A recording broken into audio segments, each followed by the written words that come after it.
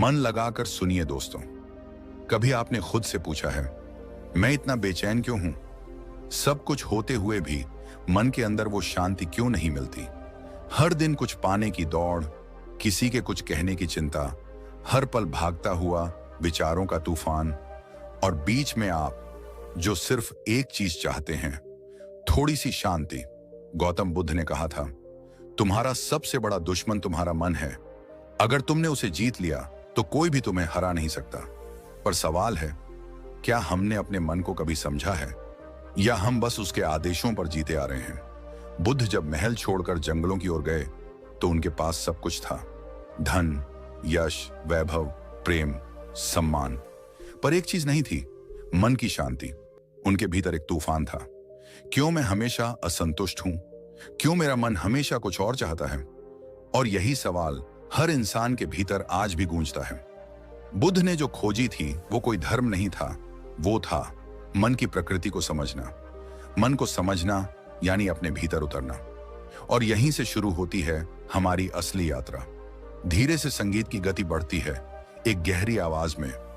मन को शांत करने की बात करना आसान है, लेकिन जब आप रात के अंधेरे में अकेले होते हैं, जब चारों तरफ सन्नाटा होता है और आपके भीतर विचारों का शोर होता है, तब समझ आता है कि मन कितनी गहराई तक हमारे जीवन पर शासन करता है। वो हमें हंसाता है, रुलाता है, डराता है, सपने दिखाता है, और हम बस उसके इशारों पर नाचते रहते हैं। पर बुद्ध ने इस खेल को रोक दिया। उन्होंने उस नाचते हुए मन को देखना शुरू किया। उन्होंने खुद को उस शोर से अलग किया, और वहीं से शुरू हुई ज्ञान की रोशनी।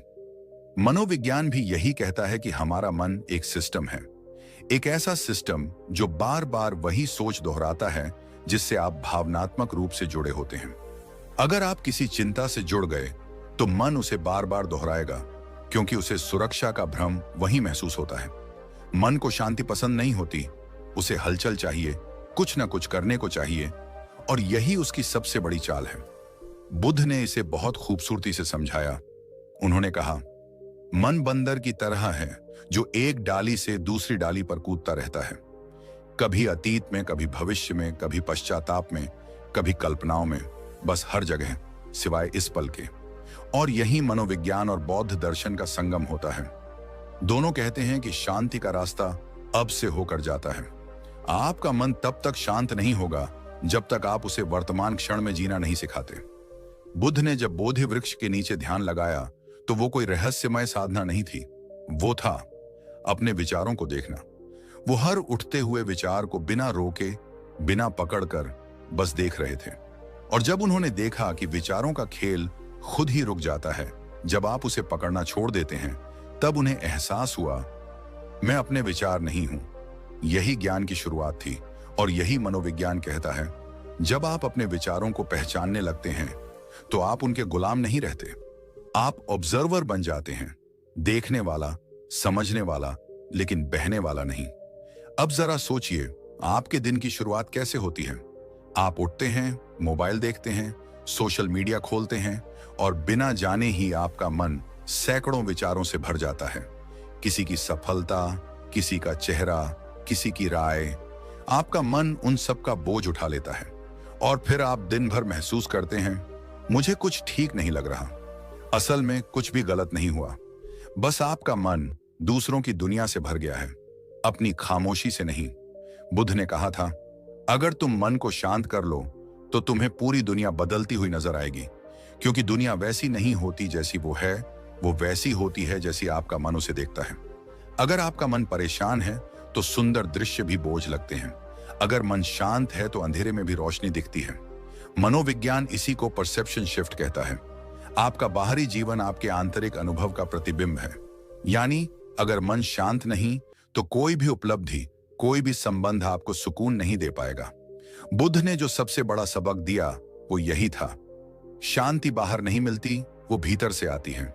लेकिन भीतर जाने की हिम्मत बहुत कम लोगों में होती है, क्योंकि भीतर अंधेरा है, अधूरी बातें हैं, अधूरी इच्छाएं हैं, अधूरे सपने हैं। पर जब आप उन्हें स्वीकार करते हैं तब वो अंधेरा खुद ही प्रकाश में बदल जाता है। आज हम बाहर की दुनिया को जीतना चाहते हैं, पैसा, नाम, शोहरत, सब कुछ, लेकिन भीतर का तूफान अनदेखा छोड़ देते हैं। बुद्ध ने कहा था, पहले अपने भीतर के तूफान को शांत करो, तभी बाहर की दुनिया को समझ पाओगे। और यही आज का सबसे बड़ा सत्य है, मन की शांति ही सबसे बड़ी विजय है। क्या आपने कभी महसूस किया है कि जब आप किसी झील के किनारे बैठते हैं और पानी एकदम स्थिर होता है तो उसमें आपका चेहरा साफ दिखता है, पर अगर आप पत्थर फेंको तो लहरें उठती हैं और चेहरा धुंधला हो जाता है। ठीक वैसे ही जब आपका मन शांत होता है तो आप खुद को साफ देख पाते हैं, पर जब उसमें विचारों की लहरें उठती हैं तो आप खो जाते हैं। बुद्ध ने यही कहा, तुम्हारा मन ही तुम्हारा दर्पण है। अगर वो शांत है तो तुम सत्य को देख पाओगे, अगर वो अस्थिर है तो सब कुछ विकृत लगेगा।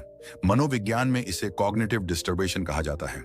जब मन बेचैन होता है तो वो सच्चाई नहीं देखता, वो सिर्फ अपने डर और इच्छाओं के रंग में दुनिया को रंग देता है।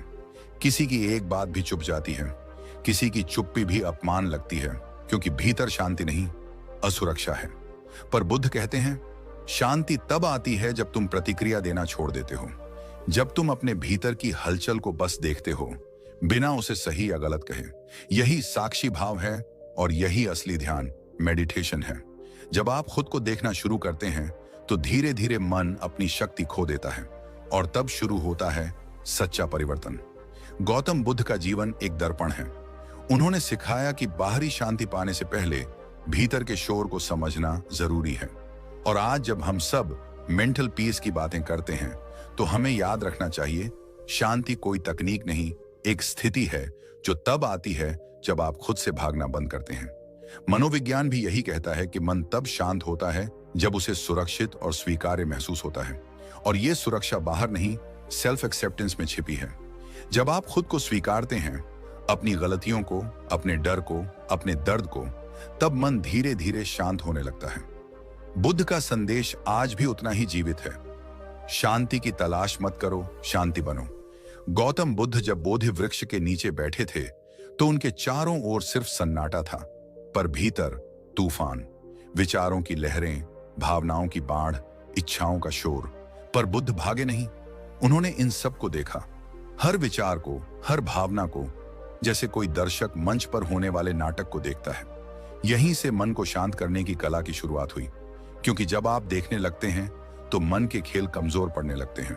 बुद्ध ने कहा, जो अपने विचारों को समझ लेता है वो संसार को समझ लेता है, क्योंकि हमारा संसार हमारे मन से ही बनता है। हर चीज, आपका गुस्सा, प्यार, दुख, डर, सबका केंद्र मन है। मनोविज्ञान भी यही कहता है, मन कोई एक जगह नहीं है, वो विचारों, भावनाओं और प्रतिक्रियाओं का नेटवर्क है। और जब यह नेटवर्क बार बार एक ही सोच को दोहराता है तो वह आपकी आदत बन जाती है, आपकी पर्सनैलिटी बन जाती है। लेकिन बुद्ध ने जो सिखाया वो आदत तोड़ने की कला थी, सचेत होकर जीना। उन्होंने कहा, ज्यादातर लोग सोए हुए हैं, वे सोचते हैं कि वे जागे हुए हैं, पर वे सिर्फ अपने विचारों के सपनों में भटक रहे हैं। मनोविज्ञान में इसे ऑटो पायलट मोड कहा जाता है। आप सोचते हैं कि आप निर्णय ले रहे हैं, पर असल में आपका मन आपके पुराने पैटर्न से चल रहा होता है। बुद्ध ने यही पैटर्न तोड़ने की विधि दी, साक्षी भाव, माइंडफुलनेस। मतलब जो कुछ भी हो रहा है उसे बस देखो, बिना प्रतिक्रिया दिए। आपका मन बोले, मैं डर गया, तो बस देखो, हाँ डर आ रहा है। आपका मन बोले, मुझे गुस्सा आ रहा है, तो बस देखो, गुस्सा उठ रहा है। ना उसे दबाओ, ना उसका पीछा करो, बस देखो। और धीरे धीरे वो भावना अपनी शक्ति खो देगी, क्योंकि हर भावना ऊर्जा है। वो तब तक टिकती है जब तक तुम उसे ध्यान देते हो। जैसे आग तब तक जलती है जब तक तुम ईंधन डालते हो। जब तुम देखना शुरू करते हो आग है पर ईंधन नहीं डालते तो वो खुद बुझ जाती है। यही मन को शांत करने की कला है। बुद्ध ने कभी नहीं कहा कि विचारों को रोक दो, उन्होंने कहा, उन्हें देखो, क्योंकि जो चीज तुम देखते हो वो तुम्हारे ऊपर से अपना नियंत्रण खो देती है। मनोविज्ञान भी इस सिद्धांत को स्वीकार करता है। इसे कहते हैं मेटा अवेयरनेस, यानी अपने विचारों और भावनाओं को देखने की क्षमता। जब आप ऑब्जर्वर मोड में होते हैं तो आपका प्री फ्रंटल कॉर्टेक्स, दिमाग का निर्णय लेने वाला हिस्सा, सक्रिय होता है और एमिगडाला, डर और तनाव पैदा करने वाला हिस्सा शांत हो जाता है। यानी जितना तुम देखते हो उतना ही तुम शांत हो जाते हो। बुद्ध के अनुसार ध्यान मेडिटेशन कोई धर्म नहीं, वो एक साइंस ऑफ माइंड है। वो कहते हैं तुम्हारा मन एक तालाब जैसा है, अगर उसे शांत छोड़ दो तो पानी खुद साफ हो जाएगा। लेकिन हम क्या करते हैं, हम उस पानी को बार बार हिलाते रहते हैं, विचारों से, शिकायतों से, डर से, और फिर कहते हैं मेरा मन क्यों अशांत है। मनोविज्ञान इसे कॉग्निटिव लूप कहता है, वो चक्र जिसमें मन फंसा रहता है। बुद्ध कहते हैं वो चक्र तोड़ो, मतलब विचारों से पहचान हटाओ, सोचो नहीं, बस देखो। एक बार एक व्यक्ति बुद्ध के पास आया और बोला मेरा मन बहुत परेशान है, मुझे शांति चाहिए। बुद्ध मुस्कुराए और बोले तुम अपना मन लेकर आओ, मैं उसे शांत कर दूं। वो व्यक्ति कुछ देर बैठा, फिर बोला मैंने अपना मन ढूंढा पर वो कहीं दिखा ही नहीं। बुद्ध ने कहा बस यही तो शांति है, जब मन नहीं दिखता। क्या कमाल की बात है, जब तुम मन को ढूंढना छोड़ देते हो वो खुद गायब हो जाता है। क्योंकि मन कोई वस्तु नहीं, वो तो विचारों की निरंतर धारा है, और जब तुम उस धारा को देखना शुरू करते हो वो धीरे धीरे थमने लगती है। मनोविज्ञान भी कहता है विचार तब तक बढ़ते हैं जब तक तुम उन्हें ऊर्जा देते हो। जब तुम बस उन्हें ऑब्जर्व करते हो तो इमोशनल सर्किट टूट जाता है और मन शांत हो जाता है। बुद्ध ने कहा था शांति तब आती है जब तुम समझते हो कि हर चीज अस्थाई है। ये विचार भी अस्थाई हैं, ये दुख भी अस्थाई है, ये डर भी अस्थाई है। पर हम क्या करते हैं, हम हर भावना से चिपक जाते हैं। हम कहते हैं वो मैं दुखी हूं, मैं गुस्से में हूं। लेकिन सच्चाई ये है दुख आ रहा है, जा रहा है, गुस्सा आ रहा है, जा रहा है। तुम दुख नहीं हो, तुम वो देखने वाले हो जो उस दुख को गुजरते हुए देख रहा है। यही समझ मन को शांत कर देती है। जब तुम इस देखने वाले को पहचान लेते हो तो तुम अपनी सोच से ऊपर उठ जाते हो। फिर ना कोई अपमान तुम्हें हिला सकता है, ना कोई आलोचना तुम्हें जला सकती है, क्योंकि अब तुम विचारों के केंद्र से नहीं, साक्षी के केंद्र से जी रहे हो। मनोविज्ञान इसे कहता है सेल्फ डिटैचमेंट, जहां व्यक्ति अपने विचारों और भावनाओं से थोड़ा अलग होकर उन्हें तटस्थ रूप में देखता है। यही सबसे गहरी थेरेपी है, जो किसी दवा से नहीं बल्कि जागरूकता से होती है। बुद्ध ने सिखाया कि जब तुम जागरूक हो जाते हो तो तुम्हारे भीतर की ऊर्जा विचारों से हटकर शांति की ओर बहती है, और यही सच्ची मेडिटेशन है। अब जरा कल्पना करो, तुम किसी शांत जंगल में बैठे हो, सामने हवा पेड़ों की पत्तियों को हिला रही है, चारों ओर सन्नाटा है, और तुम बस अपने भीतर के विचारों को देख रहे हो। वो आ रहे हैं, जा रहे हैं, पर तुम बस दर्शक हो। धीरे धीरे वो आवाजें मंद पड़ने लगती हैं। तुम्हें महसूस होता है मैं विचार नहीं हूं, मैं वो हूं जो विचारों को देख रहा है।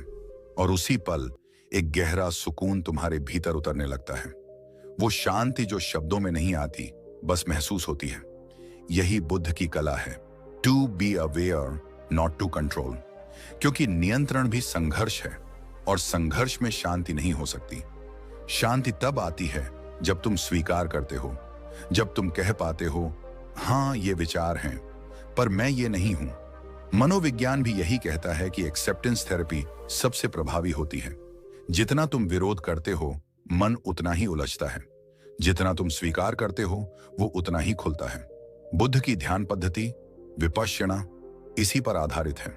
विपश्यना का मतलब है जैसा है वैसा देखो, ना निंदा, ना न्याय, ना नियंत्रण, बस देखो। और यही देखना भीतर की सभी गांठें खोल देता है। धीरे धीरे मन शांत होने लगता है, विचारों की गति धीमी होती है, भावनाओं की लहरें थमती हैं, और भीतर एक गहरी मौनता जन्म लेती है। वो मौनता ही तुम्हारा असली स्वरूप है, वो मौनता ही शांति है, और वही शांति जीवन का सबसे बड़ा खजाना है। कहा जाता है कि शांति पाने के लिए पहाड़ों में जाना पड़ता है, पर बुद्ध ने कहा था अगर तुम्हारे भीतर शांति नहीं है तो हिमालय भी तुम्हें अशांत कर देगा।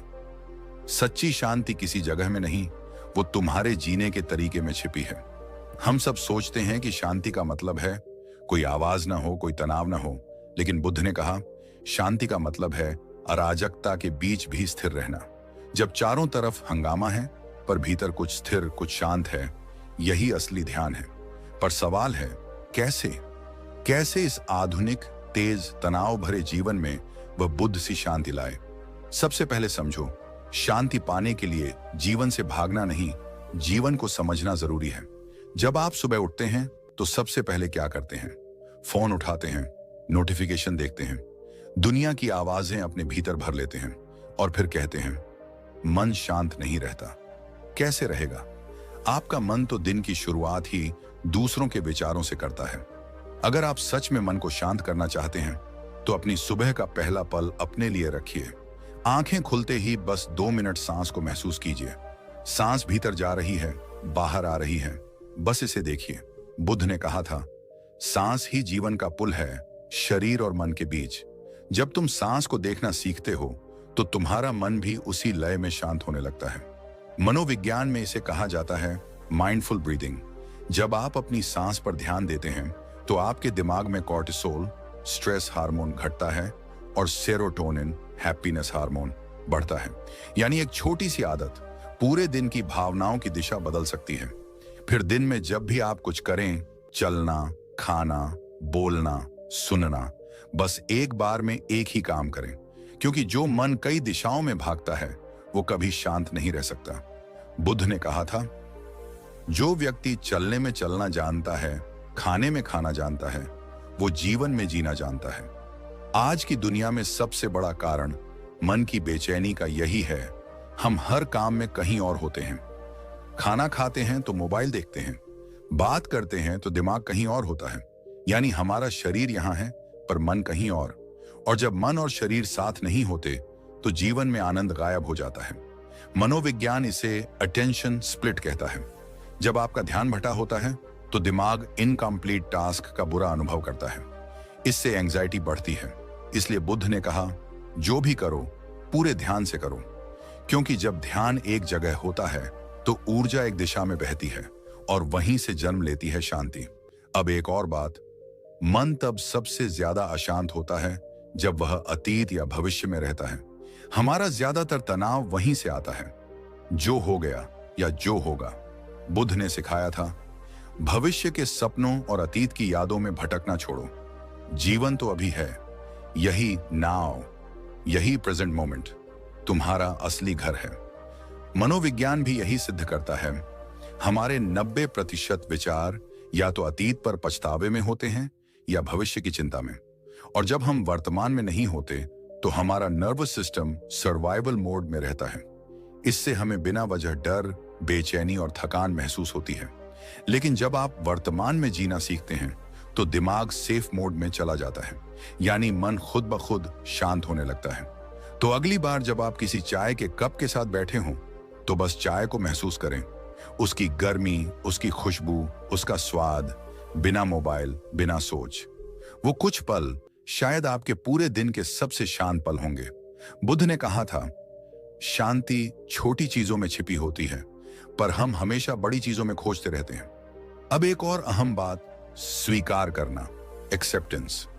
जब आप किसी स्थिति से लड़ना छोड़ देते हैं तो आधी शांति वहीं मिल जाती है, क्योंकि संघर्ष हमेशा मन को थकाता है। आप किसी व्यक्ति से नाराज हैं, किसी परिस्थिति से परेशान हैं, आप उसे बार बार सोचते रहते हैं और सोचते सोचते खुद को खो देते हैं। बुद्ध ने कहा था, जो हुआ उसे होने दो, जो जा रहा है उसे जाने दो, क्योंकि सब कुछ अस्थायी है।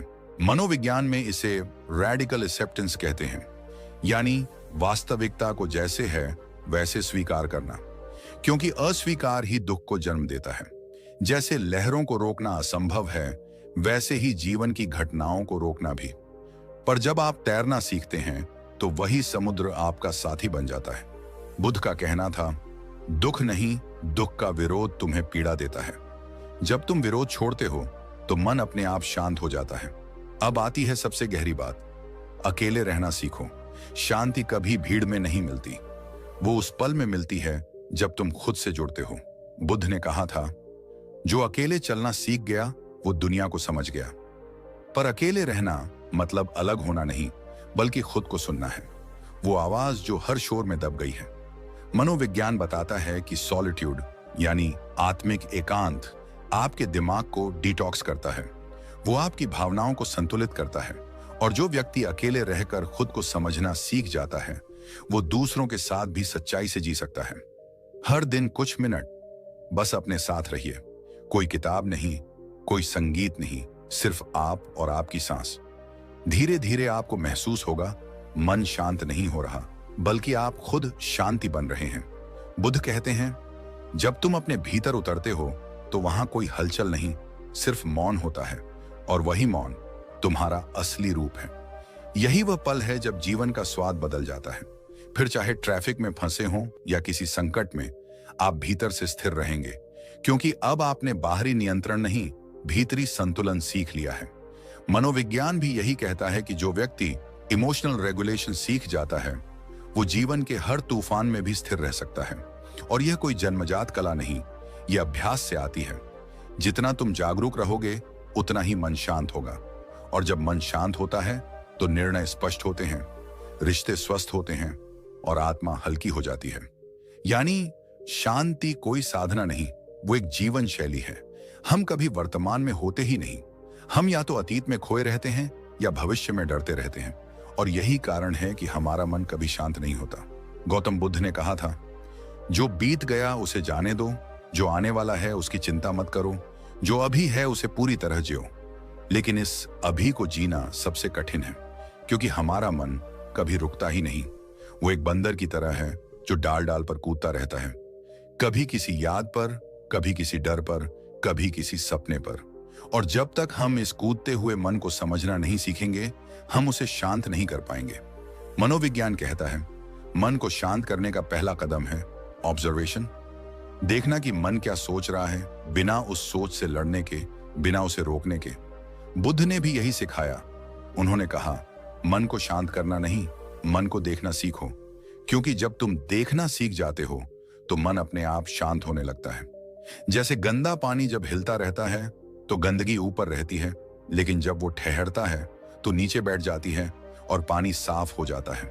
वैसे ही जब हम मन को बस देखना सीख जाते हैं तो उसके विचार अपने आप बैठने लगते हैं और भीतर एक अनकही शांति उभरती है। यही शांति, वही मौन, वो स्पेस है जहां सच्चा जीवन शुरू होता है। बुद्ध ने कहा था, मन को जानो, वही मुक्ति का द्वार है। और आधुनिक साइकोलॉजी भी कहती है कि सेल्फ अवेयरनेस यानी स्वयं को समझना हर मानसिक पीड़ा से मुक्ति का सबसे गहरा रास्ता है। तो दोस्तों, अगर तुम अपने जीवन में सुकून चाहते हो, अगर तुम उस बेचैनी से थक गए हो जो हर रात तुम्हें जागने पर मजबूर करती है, तो अब वक्त है अपने भीतर उतरने का। बुद्ध के रास्ते पर चलने का मतलब किसी धर्म को अपनाना नहीं है, बल्कि अपने मन को समझना है, अपनी सोच को देखना है, और धीरे धीरे उस मौन को पाना है जहां हर सवाल का उत्तर अपने आप मिल जाता है। थोड़ा विराम। इस सीरीज का यह पहला भाग सिर्फ एक शुरुआत है, एक ऐसी यात्रा की शुरुआत जो बाहर नहीं, अंदर की ओर जाती है, जहां तुम अपने मन के रहस्यों को समझोगे, अपनी बेचैनी की जड़ तक पहुंचोगे और धीरे धीरे शांति की उस गहराई को महसूस करोगे जिसके बारे में बुद्ध ने कहा था, निर्वाण कोई जगह नहीं, वो तो तुम्हारे भीतर की निस्तब्धता है। तो जुड़े रहिए, क्योंकि आगे के भागों में हम सीखेंगे वो गहरी तकनीकें और जीवन के रहस्य जो बुद्ध ने सिखाए थे और जिन्हें आज की मनोविज्ञान भी सिद्ध कर चुकी है। अभी तो बस शुरुआत हुई है। अगले भाग में हम जानेंगे मन की अशांति को कैसे समझें और उसे धीरे धीरे स्थिर करें। और अगर इस सफर की शुरुआत ने आपके भीतर कोई हलचल पैदा की है, अगर आपको लगा है कि ये शब्द कहीं ना कहीं आपके दिल को छू गए हैं, तो इस वीडियो को लाइक, शेयर और सब्सक्राइब करना मत भूलिए, क्योंकि हमारे चैनल पर हम सिर्फ बातें नहीं करते, हम अंदर की शक्ति को जगाने की कोशिश करते हैं। ये चैनल सिर्फ सुनने के लिए नहीं है, बल्कि जीने की कला सिखाने के लिए है। धन्यवाद।